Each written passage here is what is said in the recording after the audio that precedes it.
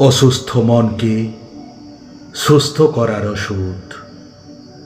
ভালো লোকেদের অনেক সমস্যা হতে পারে, কিন্তু প্রত্যেকটা সমস্যার থেকে প্রভু তাদের উদ্ধার করবেন।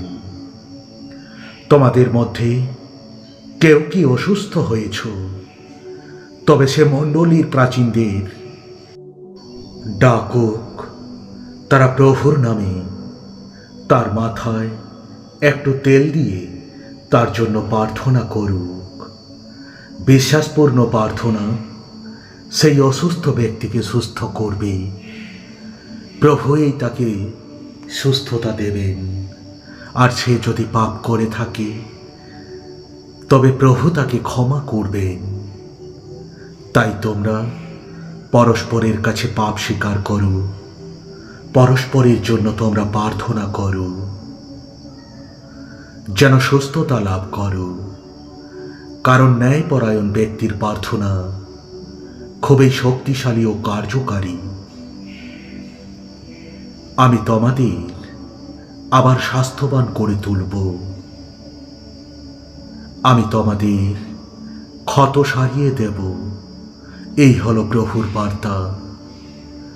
প্রভু দুর্বলকে সবল হতে সাহায্য করেন, ক্ষমতাহীনদের ক্ষমতাবান করেন। আমাদের এই ভুল কাজের জন্য তাকে আহত হতে হয়েছিল। আমাদের পাপের জন্য সে ক্ষতবিক্ষত হয়েছিল। আমাদের কাঙ্ক্ষিত শাস্তি সে পেয়েছিল। তার আঘাতের জন্য আমাদের আঘাত সেরে উঠেছিল। তোমরা যারা আমাকে অনুসরণ করো, তাদের ওপর ধার্মিকতা সূর্যোদয়ের মতো উজ্জ্বল হবে। তা সূর্যের কিরণের মতো আরোগ্য ক্ষমতা আনবে। আমি প্রভুর কাছে 3 বার প্রার্থনা করেছিলাম, যাতে ওর থেকে আমি মুক্তি পাই। কিন্তু তিনি আমাকে বললেন, আমার অনুগ্রহ তোমার জন্য যথেষ্ট, কারণ দুর্বলতার মধ্যে আমার শক্তি সম্পূর্ণতা লাভ করে। এই জন্য আমি বরং অত্যধিক আনন্দের সঙ্গে নানা দুর্বলতার গর্ব করব, যাতে খ্রিস্টের পরাক্রম আমার উপরও অবস্থান করে। আমি দুর্দশাগ্রস্ত ছিলাম, আপনি আমায় স্বস্তি দিয়েছিলেন। আমার বাক্য আমাকে পূর্ণবার বাঁচতে দিয়েছি। আপনার শিক্ষামালাগুলো যদি আমার কাছে বন্ধুর মতো না হতো, তাহলে আমার দুর্গতি আমায় শেষ করে দিত।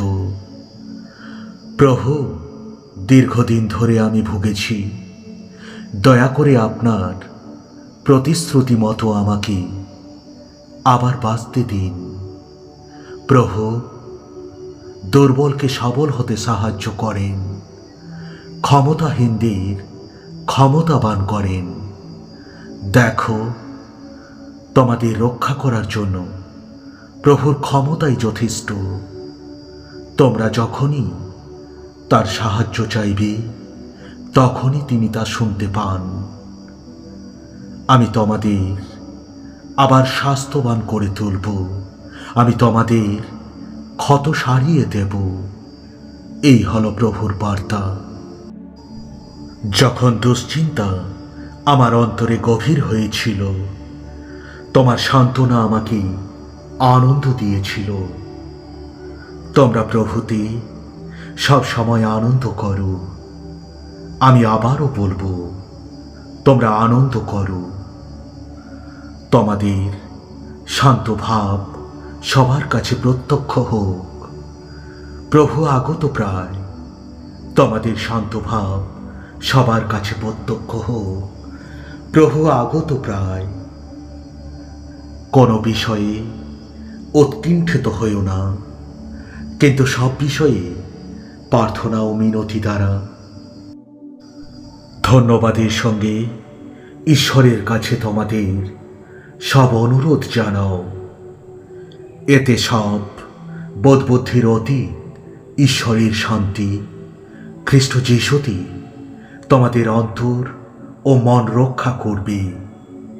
কালকের বিষয়ে দুশ্চিন্তা করো না, কারণ কাল স্বয়ং নিজের বিষয়ে দুশ্চিন্তা করবে। প্রত্যেকটি দিনের কষ্ট প্রতিটি দিনের জন্য যথেষ্ট। তুমি সর্বান্তঃকরণে সদাপ্রভুর উপর আস্থা রাখো ও নিজের বিচক্ষণতার ওপর তুমি নির্ভর করো না। তোমার সমস্ত পথে তার বশ্যতা স্বীকার করো ও তিনি তোমার পথগুলো সোজা করে দেবেন। তোমাদের সমস্ত দুশ্চিন্তার ভার তারই উপরে ফেলে দাও, কারণ তিনি তোমাদের জন্য চিন্তা করেন। ভালো লোকেদের অনেক সমস্যা হতে পারে, কিন্তু প্রত্যেকটা সমস্যা থেকে প্রভু তাদের উদ্ধার করবেন।